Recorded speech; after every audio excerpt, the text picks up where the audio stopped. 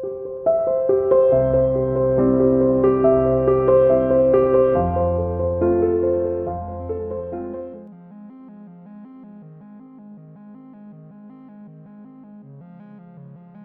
merasa nafasnya menjadi dingin saat melihat mereka. Pada saat yang sama, keraguan mulai muncul di hatinya. Ledakan di luar belum berhenti, seolah-olah masih ada pertempuran yang terjadi di luar. Namun, sebenarnya nggak ada pertempuran untuk menghancurkan formasi. Itu semua jebakan. Pada saat itu, lelaki tua berambut acak-acakan perlahan berbicara dari dalam penghalang cahaya kemasan. Saya tahu bahwa jalan benar dan iblis telah menemukan telapak dewi mendalam kuno di dekat dataran Mulan. Meskipun pohon itu telah lama layu, selama diberi makan dengan anggur nektar dari pohon Sumuroh, pohon itu akan tumbuh subur sekali lagi dan hidup kembali. Akibatnya, kami telah menyusup ketiga sekte bertahun-tahun yang lalu sebagai murid dalam upaya sembrono untuk mendapatkannya. Pada saat itu, kami bahkan telah membatalkan rencana kami untuk menggulingkan tiga sekte. Dan sekarang bahkan Tuan Muda dari Sekte Seribu Ilusi berani menghadapi bahaya untuk menyusup ke sini sebagai rekan Daoistu untuk memberikan perintah kepada jalan benar dan iblis untuk bekerja sama. Pria terpelajar itu mencibir dan berkata, Apakah saudara Wei menyukai tempat ini setelah selama 100 tahun dia tinggal di sini? Pria tua berambut acak-acakan itu tanpa emosi berkata, tentu saja tidak. Tetapi saya telah mengembangkan sedikit keterikatan terhadap tempat ini setelah menghabiskan bertahun-tahun di sini. Bagaimanapun, manusia punya perasaan. Dalam tahun-tahun yang panjang ini, Tetua Yun dari Sekte Awan Melayang memperlakukan saya seolah-olah saya adalah kerabat. Dia nggak hanya memberikan teknik surgawi kepada saya, tetapi dia bahkan menyelamatkan hidup saya selama saat-saat kritis. Dan juga memberi saya otoritas atas Sekte Awan Melayang. Saya nggak mampu mengabaikan kebaikan seperti itu. Saya nggak bisa membiarkan kalian berdua mengambil pohon Sumuroh. Dudong tersenyum, bukannya menjadi marah. Dia dengan sinis mengancam. Bagus. Saudara Wei pasti bermaksud bertindak sebagai tetua awan sekte melayang yang asli. Namun, Anda lupa apa yang akan terjadi jika kami mengatakan yang sebenarnya dan mengungkapkan identitas asli Anda sebagai mata-mata sekte iblis surgawi. Apakah Anda pikir Anda akan dapat dengan bebas tetap tinggal? Pria tua berambut acak-acakan itu dengan tenang menjawab, aku nggak butuh pengingatmu. Saya sangat sadar mengapa Anda pikir saya ditahan di sini. Saya sudah lama dicurigai oleh dua paman bela diri, hanya ada kekurangan bukti yang pasti. Itulah mengapa saya secara paksa dikeluarkan dari kekuasaan di sekte dan terjebak di tempat terbatas ini. Tentu saja, saya juga menerima banyak kebaikan dari sekte iblis surgawi. Karena rekan Daoistu telah menunjukkan kepada saya token master sektesi, saya dapat memberi Anda sedikit anggur nektar, meskipun saya nggak dapat mengizinkan Anda untuk mengambil pohon itu. Ini seharusnya cukup untuk membalas kebaikan masa lalu dari sekte iblis surgawi. Apa? Anda hanya akan memberi kami anggur nektar? Saya? Ekspresi Dudong santai, dan dia menyela pria terpelajar itu. Baiklah, beri kami anggur nektar. Dengan itu, kita nggak akan membutuhkan pohon Sumuroh.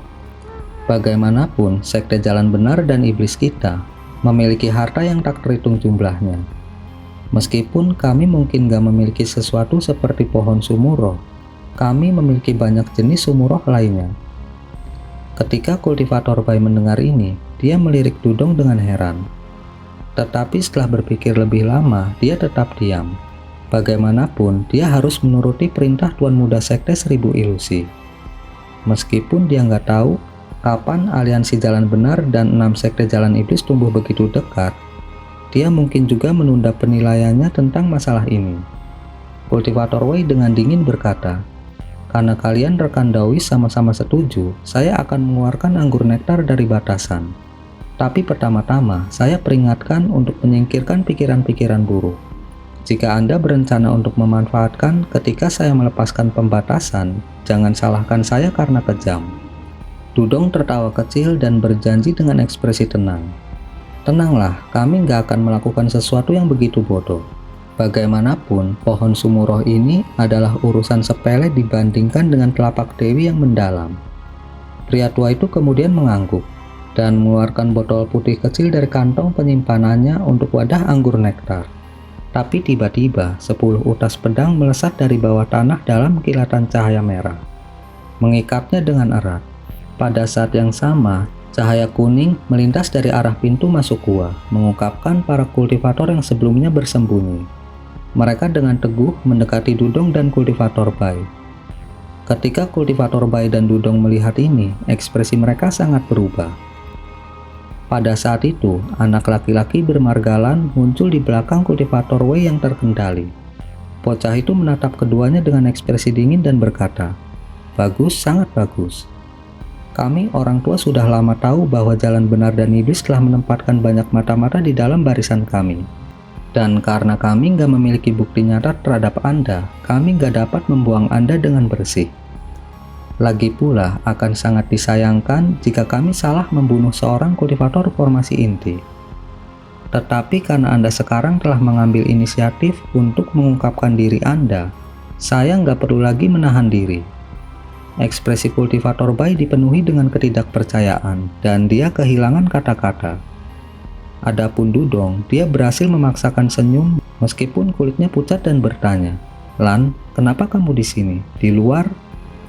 Bocah itu nggak berniat menyembunyikan rencananya dan dengan acuh tak acuh berkata, "Apakah Anda benar-benar percaya bahwa api iblis tua dan cermin emas cendekia akan cukup untuk sepenuhnya menarik perhatian kami?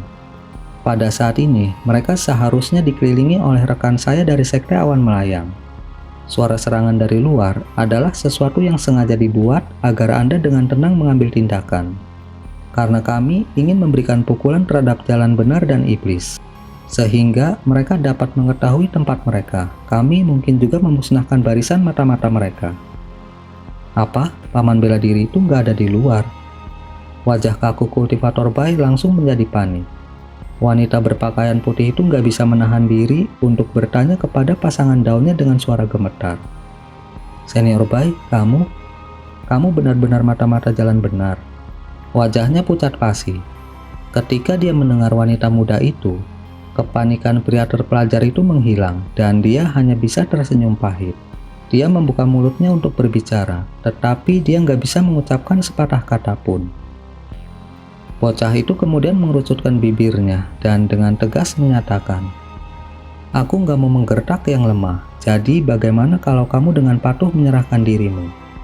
Atau apakah Anda lebih suka orang tua ini menggunakan kekuatan?" Ketika keduanya mendengar ini, ekspresi mereka berubah. Tetapi pada saat itu, seberkas cahaya putih terbang dari luar gua, memperlihatkan lelaki tua bermarga jiang yang bermandikan keringat. Dia segera berteriak, "Paman Lan, berita buruk. Senior Cheng dari Sekte Awan Melayang mengirim jimat transmisi suara untuk meminta bantuan segera. Pasukannya disergap oleh Sekte Iblis Surgawi dan Sekte Seribu Ilusi. Dan mereka saat ini terkunci dalam pertempuran." Ketika itu dikatakan, para kultivator di ruangan itu terkejut. Bukankah 3 sekte kita yang seharusnya menyergap mereka? Bocah itu dikejutkan oleh kata-kata ini dan merenung sejenak sebelum mengutuk dengan keras, "Kamu anak iblis, Anda benar-benar merencanakan itu. Sepertinya orang tua ini nggak bisa membuatmu tetap hidup." Bocah itu kemudian menembakkan seberkas cahaya api dari mulutnya, berniat untuk mengeksekusi 2 orang di depannya. Tetapi pada saat itu, kultivator Wei yang awalnya terkendali berteriak dengan keras. Lengannya tumbuh beberapa kali lebih besar dan tubuhnya bersinar dengan cahaya ungu merah saat dia menerobos pengekangannya dan dengan keras bergerak untuk meraih bocah itu. Dari aura megah, cahaya ungu berkelap-kelip yang menutupi jari-jarinya. Tengkorak bocah itu pasti akan hancur jika terkena jari-jari itu. Bocah itu memasang ekspresi waspada. Dia yang baru saja memuntahkan harta sihirnya hanya bisa menyedotnya kembali ke dadanya dan membusungkan pipinya untuk menghadapi serangan mendadak itu. Bola cahaya merah menyala lainnya keluar dari mulutnya dan bertabrakan dengan cakar ungu kultivator Wei. Suara mendesis terdengar. Seperti besi panas terkena daging, tangan kultivator Wei melambat saat menembus cahaya merah. Bocah itu memanfaatkan kesempatan ini untuk langsung terbang keluar dari penghalang cahaya pohon suci dalam kabut cahaya merah. "Tuan Surgawi sejati." Bocah itu dengan muram meneriakkan gelar ketua Sekte Iblis Surgawi dan tanpa kata menatap kultivator Wei. Dia kemudian menunjuk ke suatu arah dan harta sihirnya berputar di sekelilingnya. Itu segera berubah menjadi ular piton merah, memamerkan taringnya seolah-olah masih hidup. Kepala kultivator berambut acak-acakan itu terkulai, seolah-olah dia nggak sadarkan diri. Tetapi suara malas yang nggak dikenal masih keluar dari mulutnya. Hehe, saya nggak menduga rekan Taoislan begitu cepat mengenali saya. Ketua sekte ini telah lama mendengar tentang anak naga api. Namun sangat disayangkan bahwa saya saat ini nggak dapat benar-benar bertarung dengan Anda. Ketika Hani melihat itu, dia segera mengingat teknik kepemilikan yang lebih besar yang digunakan Zenitin pada Wuchou. Meskipun ada beberapa aspek yang berbeda, itu pasti merupakan teknik jalan iblis yang serupa.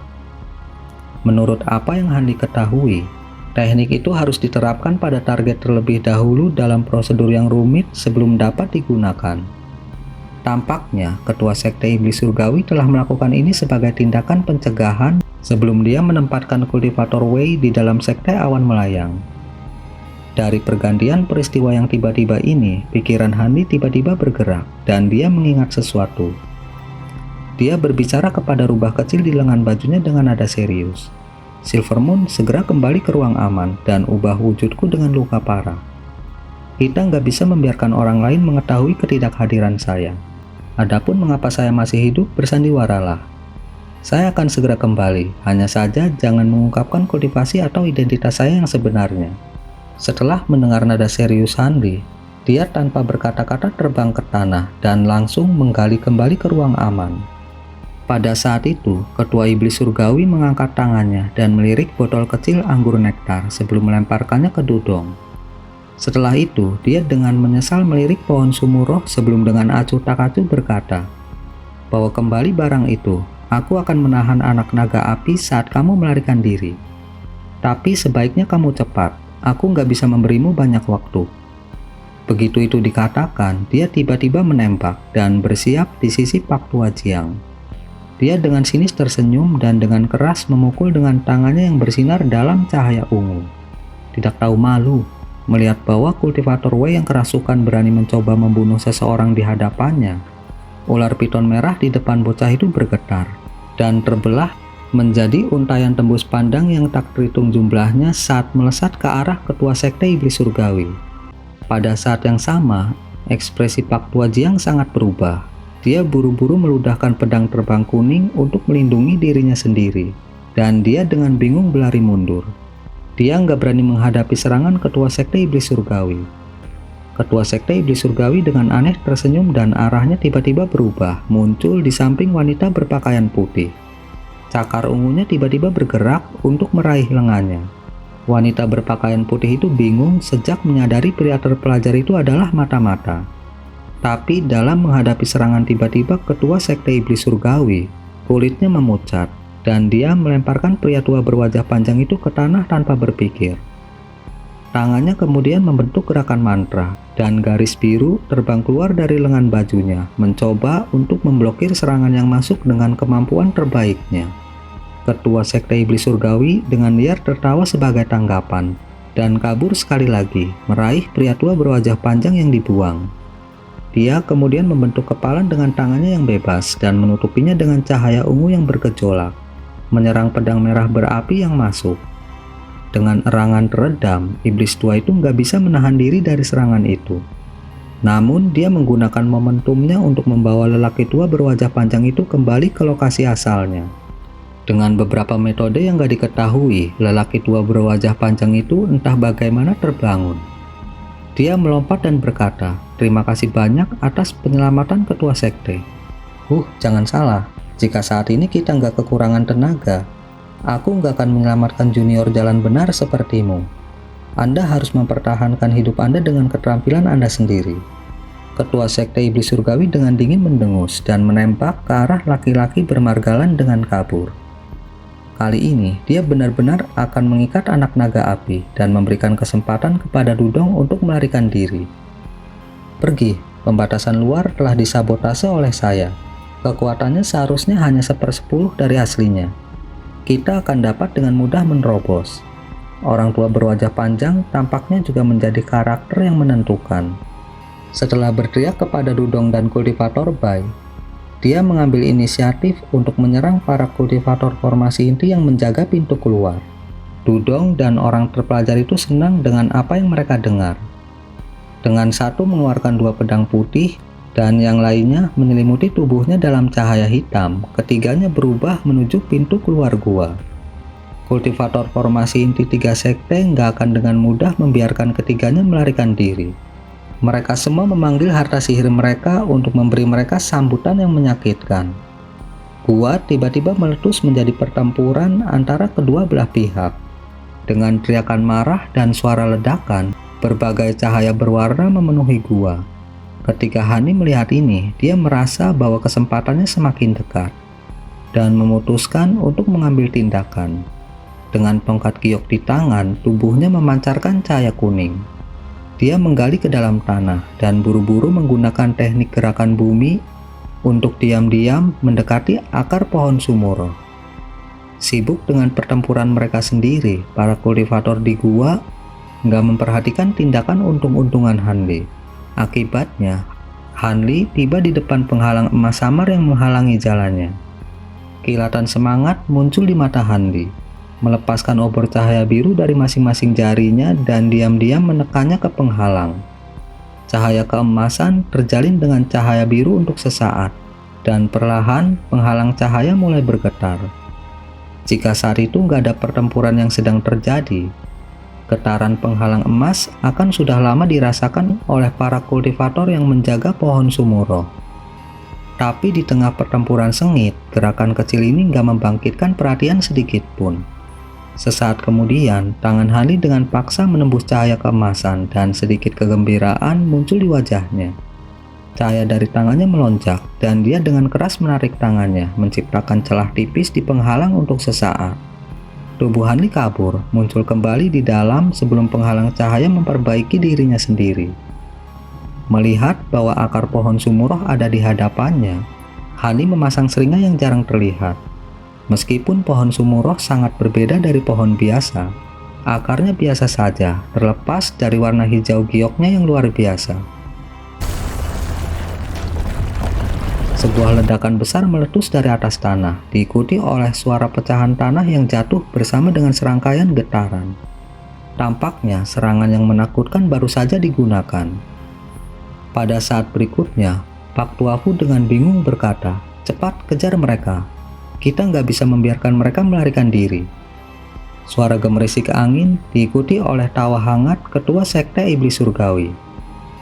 "Rekan Tawislan, bagaimana kekuatan seni layar ungu dalam saya?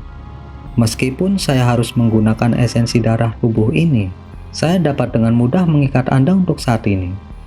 "Iblis surgawi tua, apakah kamu nggak peduli dengan muridmu? Bahkan jika muridmu selamat, kultivasinya sebagian besar akan hancur." Meskipun suara bocah terdengar tanpa emosi, Hani bisa mendengar sedikit kemarahan dalam kata-katanya. "Murid saya, pengkhianat itu. Dari apa yang saya dengar, dia sudah menganggap dirinya sebagai murid awan sekte melayang. Jadi saya jauh lebih sedikit ragu dalam menggunakannya." "Hah, hantu tualan, menurutmu kemana kamu akan pergi?"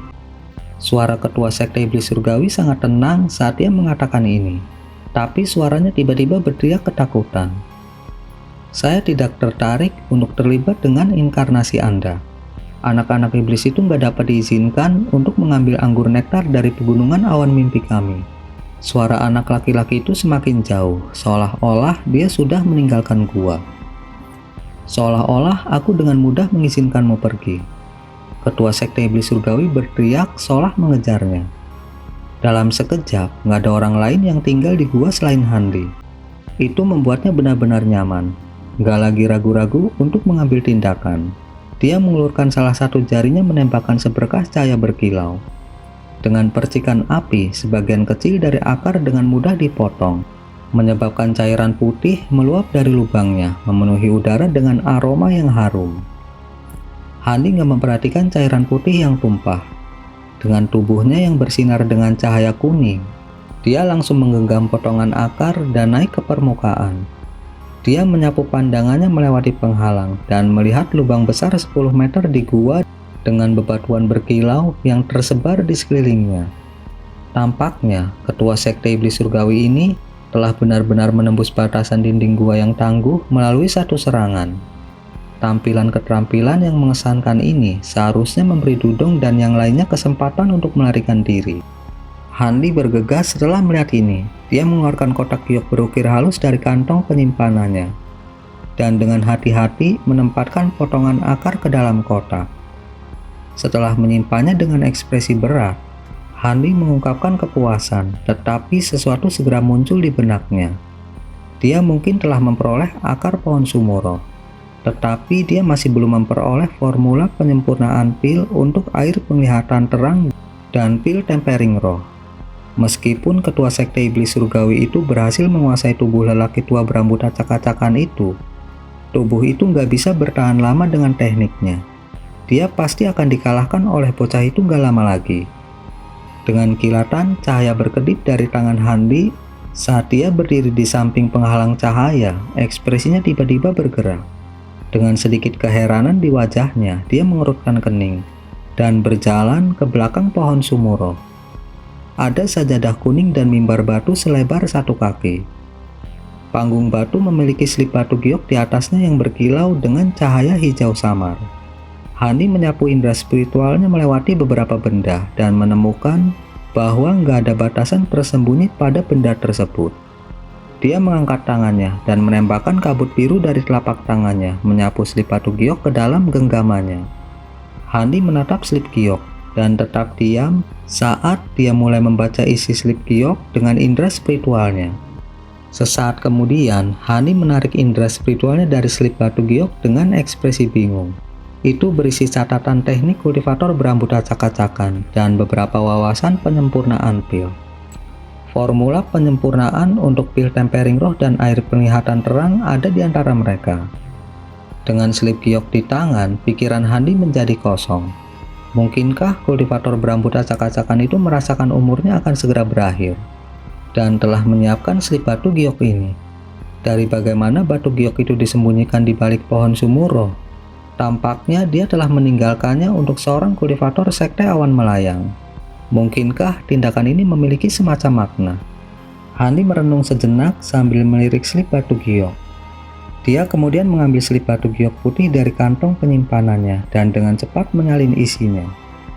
Pada kultivasi Hanli saat ini, mereplikasi slip batu giok hanya membutuhkan usaha sesaat. Hanli menempatkan slip giok hijau kembali ke tempat aslinya dan meletakkan replika putih di dalam kantong penyimpanannya sebelum berjalan kembali menuju penghalang cahaya keemasan. Karena kultivator 3 sekte bisa kembali kapan saja, dia sebaiknya pergi sesegera mungkin. Bagaimanapun, dia sudah memenuhi tujuannya. Tanpa khawatir ada yang melihatnya, tubuh Hanli mengalir dengan kekuatan spiritual, membelah lubang besar di penghalang dengan percikan cahaya biru. Begitu lubang itu terbentuk, dia langsung berubah menjadi seberkas cahaya biru dan bergegas keluar. Ketika Hanli diam-diam kembali ke ruang aman, dia menemukan bahwa murid-murid muda itu masih nggak sadarkan diri, tergeletak tak beraturan di sekitar lantai. Meskipun bakat mereka luar biasa, mereka masih hanya murid kelas rendah. Nggak mengherankan mengapa mereka diabaikan pada saat pertempuran. Silvermoon telah berubah menjadi Hanli, terbaring di lantai dalam keadaan tidak sadar. Ketika dia melihat bahwa Hanli tiba, dia segera berubah menjadi rubah dan melompat ke lengan baju Hanli. Silvermoon terkekeh dan bertanya, "Bagaimana? Apakah Anda mendapatkannya?" Ngomong-ngomong, nggak ada yang datang. Sepertinya rekan Taois terlalu berhati-hati. Hanli dengan malu-malu berkata, "Itu berjalan lancar. Namun, masih lebih baik untuk berhati-hati daripada membiarkan diri saya terungkap." Silvermoon dengan mudah mengubah topik pembicaraan dan dengan cemas bertanya, "Namun, bagaimana Saudara Han menjelaskan kenapa Anda masih hidup? Ini sepertinya cukup merepotkan. Bagaimana saya akan menjelaskannya? Katakan saja yang sebenarnya." Hanli tampaknya nggak menganggap serius masalah ini dan berbicara sembarangan. Kebenarannya, Silvermoon berbicara dengan bingung. Seolah sudah memikirkan hal ini, Hanli dengan tenang menjelaskan, "Saya hanya akan mengatakan bahwa saya sebelumnya membeli jimat ilusi tingkat tinggi dan menggunakannya untuk menyelamatkan hidup saya. Mereka yang nggak ahli dalam jimat ilusi seharusnya nggak akan tahu dan akan menerima alasan begitu saja. Silvermoon segera terkekeh. Tidak buruk. Itu alasan yang cukup bagus. Saat-saat berikut agak sederhana. Setelah setengah hari, seorang kultivator berpakaian kuning berjalan ke ruang aman dengan ekspresi serius. Melihat bahwa semua murid nggak sadar, dia menghela nafas dan membentuk gerakan mantra dengan tangannya. Dengan jentikan jarinya, seberkas cahaya putih terbang ke masing-masing tubuh kultivator. Jelas bahwa teknik yang digunakan untuk menjatuhkan mereka sama sekali nggak mendalam. Setelah beberapa saat, masing-masing dari mereka sadar kembali dan melihat bahwa kultivator berpakaian kuning telah menggantikan Dudong dan kultivator Bai. Mereka menjadi santai dalam sekejap. Tentu saja ketika mereka melihat Hanli utuh dan gak terluka, mereka sangat ketakutan. Tapi Hanli segera mengeluarkan jimat ilusi dan memberikan penjelasan yang telah dia persiapkan sebelumnya. Seperti yang dia duga, mengingat hanya sedikit yang mempelajari jimat ilusi secara mendalam. Kebanyakan gak ada yang curiga. Adapun kultivator berpakaian kuning, dia hanya melirik Hanli dengan heran dan gak menanyakannya lebih lanjut. Tetapi bagi Sunho dan Mu Peiling, mereka berdua memiliki sedikit keraguan. Bagaimanapun, Dudong telah berbicara dengan Hanli sejak awal, dan bahkan menyerang Hanli segera setelah mengungkapkan dirinya. Itu telah meninggalkan kesan yang cukup pada mereka. Hanli gak terlalu khawatir dengan keraguan mereka, karena keduanya gak memiliki bukti apa yang bisa mereka katakan. Selain itu, serangan mendadak Dudong sama sekali bukan tanda keramahan. Dengan gak adanya anggur nektar dan nasib yang gak diketahui dari kultivator berambut acak-acakan untuk memperbaiki air penglihatan terang, masalah air penglihatan terang telah larut. Akibatnya, eselon atas dari 3 sekte buru-buru mengumumkan bahwa majelis percobaan pedang hanya memberikan alat sihir untuk masing-masing dari 10 besar sebagai hadiah. 3 sekte kemudian kembali ke sekte mereka sendiri tanpa niat untuk bepergian bersama dengan kelompok masing-masing.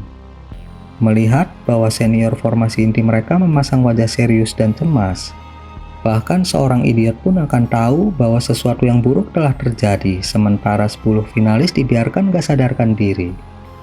Meskipun murid kelas rendah gak puas dan murung, mereka hanya bisa patuh kembali ke sekte mereka. Begitu Hanli dan yang lainnya kembali ke sekte awan melayang, mereka segera dipanggil oleh eselon tertinggi sekte tersebut dan ditanyai dengan cermat tentang apa yang terjadi di area terlarang. Setelah itu, mereka diusir dengan ekspresi yang gak sedap dipandang dan diperintahkan untuk diam. Setelah itu, Hanli menyadari bahwa rencana 3 sekte untuk membasmi mata-mata telah berakhir dengan kegagalan total. Dudong dan rekan-rekannya gak hanya berhasil membawa kembali anggur nektar ke jalan benar dan iblis dengan bantuan inkarnasi ketua sekte iblis surgawi, tetapi mereka sebagian besar berhasil meninggalkan negara bagian Si dengan selamat. Namun, kultivator Bai telah melakukan kesalahan dan segera dibunuh oleh Pak Tuafu dan yang lainnya. Adapun ketika kepemilikan ketua sekte iblis surgawi berakhir, kultivator berambut acak-acakan ditangkap oleh bocah itu dan gak ada yang pernah mendengar tentang dia sejak itu. Gak diketahui apakah dia dieksekusi atau dibebaskan. 2 tetua jiwa baru lahir dari sekte awan melayang dan berbagai kultivator formasi inti dari 3 sekte telah diserang dengan kejam oleh sekte 1000 ilusi jalan iblis dan sekte iblis surgawi dalam penyergapan. Gak hanya beberapa kultivator formasi inti terbunuh, tetapi kultivator jiwa baru lahir yang bermarga Cheng terluka parah. Meskipun gak ada kekhawatiran untuk hidupnya, origin Ki-nya sangat rusak. Hal ini telah sangat mengguncang 3 sekte. Mereka mulai dengan ganas menekan sekte jalan benar dan jalan iblis melalui serikat jalan surgawi. Tetapi mereka terus menyangkal bahwa masalah ini pernah terjadi. Akibatnya, nggak ada yang terjadi, meninggalkan eselon atas 3 sekte dengan tangan terikat. Tapi untungnya bagi mereka, melalui mata-mata aliansi jalan surgawi sendiri di jalan iblis dan benar, mereka dapat mengetahui bahwa anggur nektar nggak efektif. Setelah menggunakannya untuk menyirami telapak dewi yang mendalam, pohon itu tetap dalam keadaan layu tanpa perubahan. Informasi ini telah membawa nafas lega ke aliansi Jalan Surgawi. Setelah peristiwa itu, ketiga faksi masing-masing menjadi lebih waspada, dan sikap damai mereka dari 100 tahun terakhir mulai menjadi tegang. Konflik menjadi kemungkinan yang lebih mungkin seiring berjalannya waktu. Begitu Hani selesai melapor kepada para tetua sekte, dia segera kembali ke kediaman guanya.